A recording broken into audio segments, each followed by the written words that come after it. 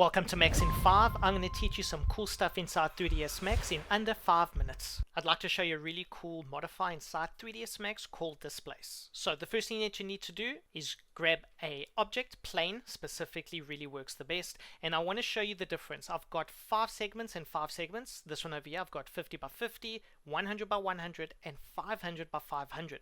I'd like to show you the importance of having high poly count. I'm going to select the object here, go to modify list, let's go to displace right over there.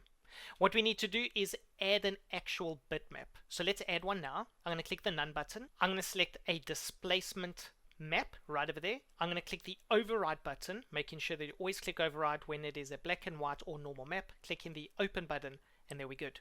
Now with that item in place, all you need to do is play with the strength. So let's zoom in here quickly and have a look. I'm going to go to strength of 100, 200, 500, 1000, and as you can see, not much is really happening. I'd like to show you a trick here. What I'm going to do is I'm going to click on this item here.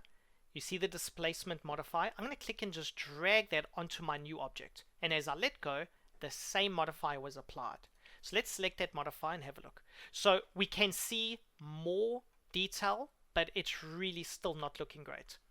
Let's click on the next one, which is 100 by 100 segments. Another trick is right click, copy, click your item, right click, paste.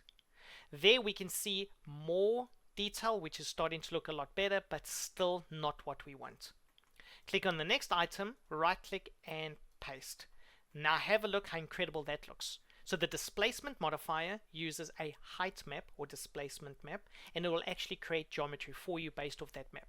It's got nothing to do with V-Ray or Corona or any rendering engine. It is a 3ds Max modifier. So if I zoom in and show you how incredible this is, let's just reduce it a little bit, and there we have a very high quality brickwork.